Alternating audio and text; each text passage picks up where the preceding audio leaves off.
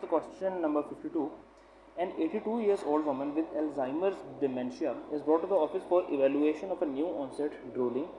The patient lives in a nursing home and staff notice that she has been having liquid drip out of the right side of her mouth when they feed her.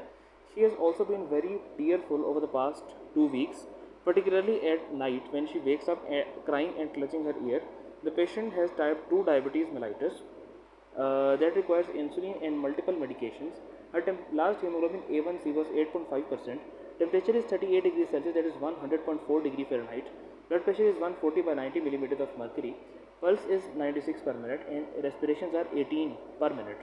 The physical examination of the right ear canal shows granulation tissue with a surrounding white drainage in the floor of the canal.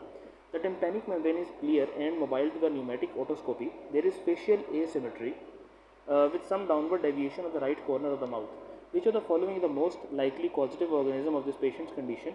And the options are Aspergillus niger, Herpes zoster, Pseudomonas aeruginosa, Rhizopus species and Streptococcus pneumonia. And the answer of choice is option Charlie, that is Pseudomonas aeruginosa. Over here, yeah, Pseudomonas aeruginosa. Educational objective of this question is stating that necrotizing malignant otitis externa represents osteomyelitis of the skull base and is commonly caused by Pseudomonas aeruginosa. The characteristic presentation consists of severe ear pain and ear drainage. Granulation tissue may be seen in the ear canal. Progression of the infection may lead to the cranial neuropathies. Now here you can see that they have given us a table about necrotizing malignant otitis externa. The risk factors include age more than 60, diabetes mellitus, oral irrigation, that is cerumen removal, that is the risk factor. Microbiology includes Pseudomonas aeruginosa. The clinical findings include severe unremitting ear pain, worse at night and with chewing, deficits of the lower cranial nerve, for example the facial nerve, that is CN7, vagus nerve CN10 and the accessory nerve, that is CN11. The granulation tissue is in the external auditory canal will be found and elevated erythrocyte sedimentation rate may also be present. Treatment is intravenous pseudomonal antibiotics, for example ciprofloxacin, with or without surgical debridement. This patient with the apparent ear pain, for example clutching her ear while crying, facial nerve weakness and granulation tissue in the external auditory canal EAC likely has necrotizing malignant otitis externa and osteomyelitis of the skull base. Patients who are generally elderly with diabetes mellitus typically have severe deep-seated ear pain and otorrhea that is unresponsive to the topical medications. Granulation tissue on the floor of external auditory canal at the border between the bony cartilaginous junction is characteristic in this condition. Spread of the infection from the external auditory canal can affect surrounding structures including the cranial nerves. This patient's facial drooping and resultant drooling reflects the damage to the cranial nerve 7. Progression can also lead to the temporomandibular joint involvement, meningitis, brain abscess and death.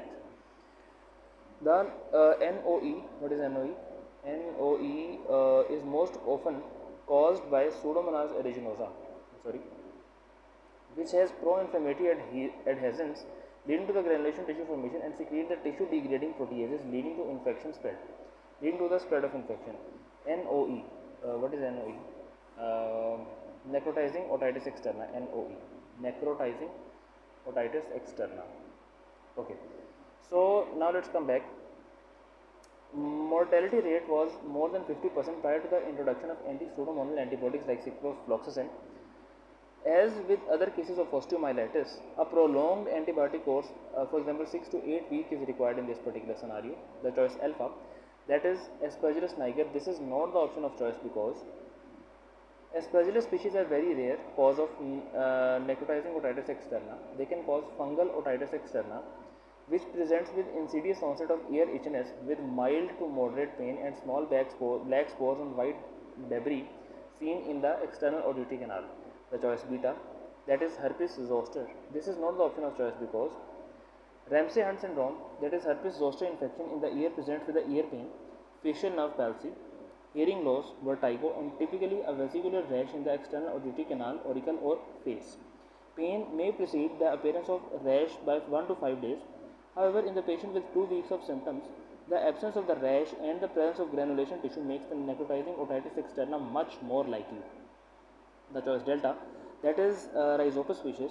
This is not the option of choice because the patients with a poorly controlled diabetes mellitus are susceptible to invasive fungal sinusitis. from Rhizopus species, which cause a black scar on the nasal turbinates due to tissue necrosis from the vascular invasion and lead to life-threatening, rapidly progressive infections. Streptococcus pneumonia, choice E, that was Streptococcus pneumonia. This is not the option of choice because Streptococcus pneumonia is a common cause of otitis media but does not typically cause necrotizing otitis externa. This patient has a clear tympanic membrane with no middle ear fluid, making otitis media unlikely. The next question is question number 53, and they are asking about a 55 years old woman comes to the physician with a 3-week history of low grade fever, weight loss of about 4.5 kg, that is 10 pounds, and malaise. She is known to have mitral valve prolapse but is otherwise healthy. She underwent a tooth extraction a month ago. The patient does not use tobacco, alcohol, or illicit drugs. Her temperature is 38.5 degrees Celsius, that is 101.3 degrees Fahrenheit. Blood pressure is 145 by 76 millimeters of mercury. Pulse is 90 per minute and respirations are 18 per minute. The chest is clear to auscultation and percussion. A 3 by 6 hollow systolic murmur is present. A 3 by 6 hollow systolic murmur is present at the apex. The chest X-ray is normal. Urinalysis is unremarkable. The blood cultures are drawn and empiric antibiotics are started. The echocardiogram shows moderate mitral regurgitation with a 6 mm mobile mass attached to the mitral valve. Which of the following organism is most likely cause of the patient's condition? And these are the given options: Enterococcus species, Staphylococcus aureus, Staph epidermidis, Staphylococcus apophyticus, Streptococcus bovis, or Streptococcus sanguinis. And the answer of choice is option F, that is Streptococcus sanguinis. Educational objective of this question is stating that staphylococcal infection is the most common cause of healthcare associated infective endocarditis. Streptococcal infection is a common cause of community acquired infective endocarditis. Infective endocarditis with the virulent groups Streptococci is commonly encountered after the dental procedures involving manipulation of the gingival tissue or the oral mucosa, with procedures involving incision and biopsy of the respiratory tract. Now there is a table. They are telling you about the cultured positive infective endocarditis, Staphylococcus aureus, prosthetic valves, intravascular catheters, implanted device, for example pacemaker and defibrillators, and intravenous drug users. The virulent streptococci are present on the gingival manipulation and respiratory tract incision or biopsy. Staphylococcus epidermidis, they are present on the prosthetic valve, intravascular catheters, and implanted device. Enterococci are present in the nosocomial urinary tract infections. The Streptococcus galolyticus, or also called as Streptococcus bovis, that is associated with the colon carcinoma and inflammatory bowel disease. The next one is fungi, for example Candida. They are associated with the immunocompromised host, intravascular catheters, and prolonged antibiotic therapy. Discussion states that the patient's clinical presentation and echocardiographic findings are suggestive of infective endocarditis involving the mitral valve. A possible transient bacteremia in the presence of mitral valve prolapse most likely predisposed her to infective endocarditis. The staphylococcal infection is the most common cause of healthcare associated infective endocarditis. Streptococcal infection is a common cause of community acquired infective endocarditis. Streptococcus sanguinis belongs to the virulence group of streptococci, which also includes strep mitis, strep oralis, strep mutans, and strep sobrinus and strep millari group. Infective endocarditis with the virulent group streptococci is commonly encountered after dental procedures involving manipulation of the gingival tissue or oral mucosa and procedures which involve the incision and biopsy of the respiratory tract. The choice A, that is Enterococcus species. This one is not the option of choice because the Enterococcus species, especially the Enterococcus faecalis, are common cause of healthcare associated endocarditis associated with the nosocomial urinary tract infections. The choice B and C, which are Staphylococcus aureus and Staphylococcus epidermidis, none of them were the option of choice because the Staphylococcus aureus and coagulase negative staphylococci, for example Staph epidermidis, are most common cause of healthcare associated infective endocarditis. They are usually seen in the patient with indwelling intravascular catheters or implanted prosthetic valves or devices, and in the intravenous drug users. The choice delta, that is Staphylococcus saprophyticus, it is not the option of choice because the Staph saprophyticus usually causes urinary tract infections in the young women. And the choice eta, that is Streptococcus bovis, this is not the option of choice because Infective endocarditis due to strep bovis, Streptococcus gallolyticus is seen in the patient with ulcerative lesions of the colon due to the colon cancer or inflammatory bowel disease. The next question is question number 54, and they are asking about a 42 years old man is brought to the emergency department due to weakness. The patient drinks alcohol daily and has been binge drinking for the past 2 days. He also used cocaine the previous night, and now he is presenting with a weakness. Okay. This morning the patient stumbled and fell several times while trying to get to the bathroom. He has no other medical problems and takes medication. The temperature is 37 degrees Celsius, that is 98.6 degrees Fahrenheit. Blood pressure is 160 by 100 millimeters of mercury. Pulse is 1 or 2 per minute and respirations are 18 per minute. Oxygen saturation is 96% on the room air. Physical examination shows mildly dilated pupils. The oropharynx is clear and there is no jugular venous distension. The cardiopulmonary examination is normal. The abdomen is soft and non-tender. The bilateral thigh and calves are mildly swollen and tender. Okay. The lower extremity muscle strength is decreased, but the sensation to touch and vibration is normal. Is normal.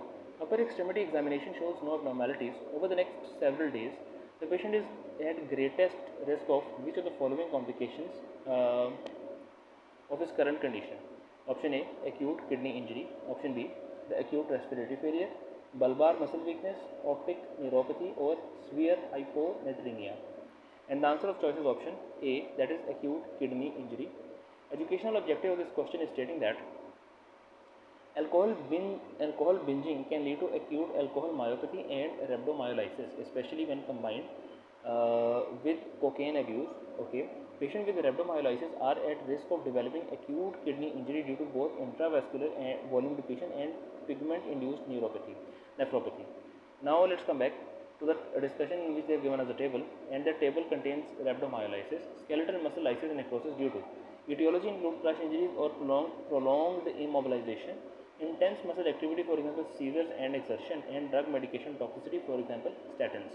The clinical features include muscle pain and weakness, dark urine, myoglobin and pigmenturia, positive blood and urine analysis and no RBCs on microscopy, increased serum potassium and phosphate and decreased serum calcium, increased AST more than ALT, and acute kidney injury will be present. The diagnosis: serum creatinine more than 1000 units per liter, consistent clinical features. Okay. The management is by aggressive intravenous fluid resuscitation. Sodium bicarbonate in some cases can also be given. So the discussion is stating that the patient's clinical features are consistent with a drug-induced rhabdomyolysis. Alcohol binges can cause acute alcohol myopathy that predominantly affect the lower extremities, causing pain, weakness, and swelling. It likely occurs via direct toxicity of the ethanol and its metabolites, leading to the disruption of myocyte membranes. Cocaine abuse further contributes to muscle damage via both the vasoconstrictive skeletal muscle ischemia and direct myocyte toxicity. Up to 50% of the patients with rhabdomyolysis will develop acute kidney injury. During muscle cell lysis, intravascular fluid is shifted into the damaged muscle tissue and heme containing myoglobin is released into the bloodstream. The intravascular volume depletion causes an initial pre-renal insult, which is followed by a subsequent insult from direct tubular toxicity of the heme, pigment nephropathy. Treatment of rhabdomyolysis involves aggressive volume resuscitation to replace the intramuscular and intravascular fluid. Affected muscle groups must be monitored closely because the initial tissue damage and subsequent volume replacement create a risk for acute compartment syndrome. The choice beta, that is acute respiratory failure. This is not the option of choice because rhabdomyolysis leads to the metabolic acidosis due to release of lactic acid from the lysed muscle cells. In patients with underlying muscle disease, the acidosis may sometimes create a high ventilatory demand that cannot be met, resulting in the acute respiratory failure. However, such a complication is rare. The choice B, that is bulbar muscle weakness. This is not the option of choice because Guillain-Barré syndrome typically presents with symmetrical muscle weakness that begins in the lower extremities and can progress to upper extremities, respiratory muscles, and the bulbar muscle of the face. Some level of sensory deficit, for example touch and vibration, is usually expected. The choice delta, that is optic neuropathy. This is not the option of choice because the methanol ingestion usually presents with the nausea, vomiting, and altered consciousness. Vision loss can eventually occur due to the retinal damage induced by formic acid, a toxic metabolite of the methanol. swelling and weakness of the lower extremities are not typical. Then option eta, that is severe hyponatremia. This is not the option of choice because some degree of hypovolemic hyponatremia may occur with rhabdomyolysis, but severe hyponatremia is not typical. More common abnormalities include hyperkalemia and hyperphosphatemia, which result from the release of these electrolytes from lysed muscle cells into the bloodstream. The next question is question number 55. So in this question, they are asking about a 66 years old man who comes to the emergency department due to shortness of breath. Okay, so this 66 years old man comes to the emergency department due to shortness of breath. The symptoms started a week ago with a dry cough and exertional dyspnea. The medical history includes hypertension and recent stenting of double vessel coronary artery disease. He was hospitalized 6 months ago for pneumonia. He has a 35 years back smoking history. Temperature is high, that is 37.2 degrees Celsius. The blood pressure is 160 by 90 millimeters of mercury and pulse is 90 per minute and regular.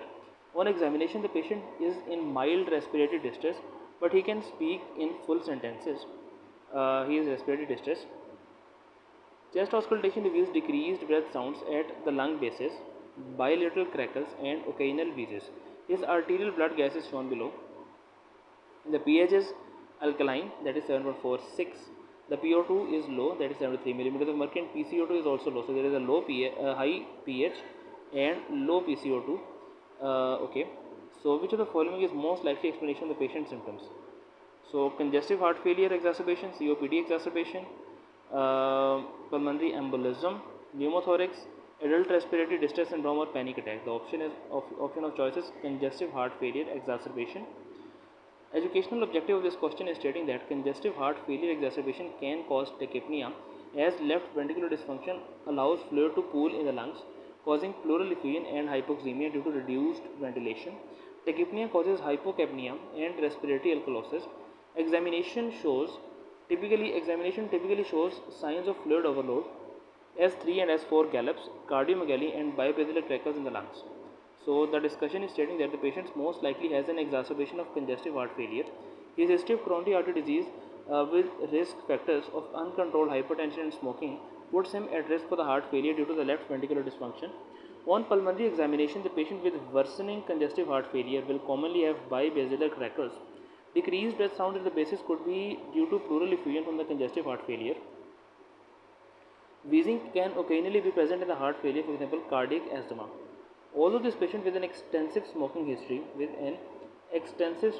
may have concomitant chronic obstructive pulmonary disease, a congestive heart failure exacerbation is more likely than a COPD exacerbation given his crackles and arterial blood gas findings of hypoxia as well as hypocapnia and respiratory alkalosis. By contrast, a COPD exacerbation is less likely to cause the bilateral crackles and more likely to cause a significant rather than occasional wheezing and respiratory acidosis, acute and chronic due to carbon dioxide retention.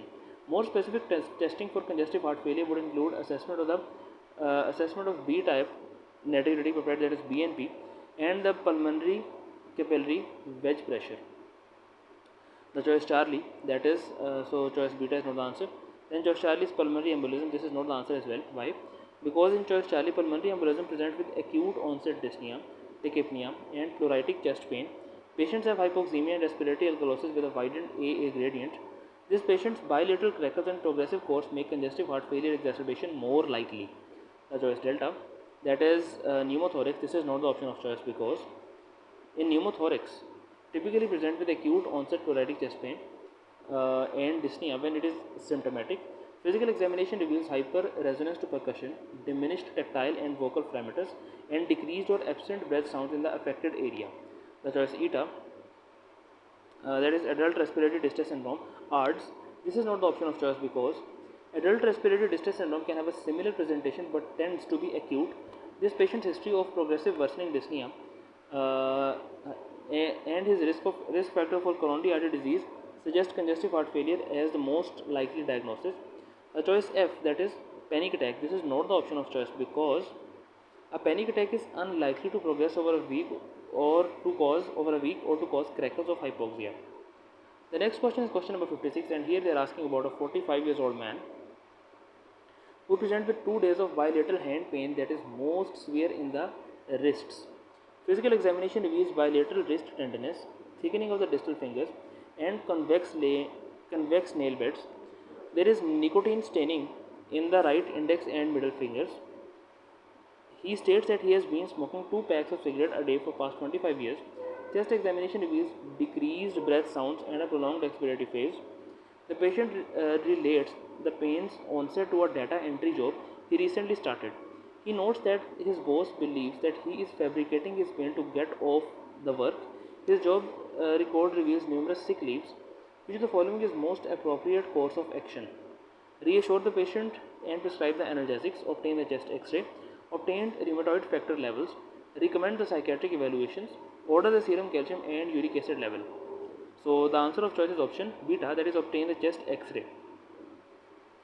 So the educational objective of this question is the development of clubbing and sudden onset joint arthropathies in a chronic smoker is suggestive of hypertrophic osteoarthropathy. This condition is often associated with lung cancer and therefore a chest x-ray is indicated to rule out the malignancy and other lung pathologies. The discussion stated that these patients present with an extensive smoking history and evidence of COPD and digital clubbing on physical exam. Though the association with the wrist pain with his data entry job, though he associates his wrist pain with his data entry job, it may be a sign of underlying lung disease. Hypertrophic osteoarthropathy is a condition where the digital clubbing is accompanied by sudden onset arthropathy, commonly affecting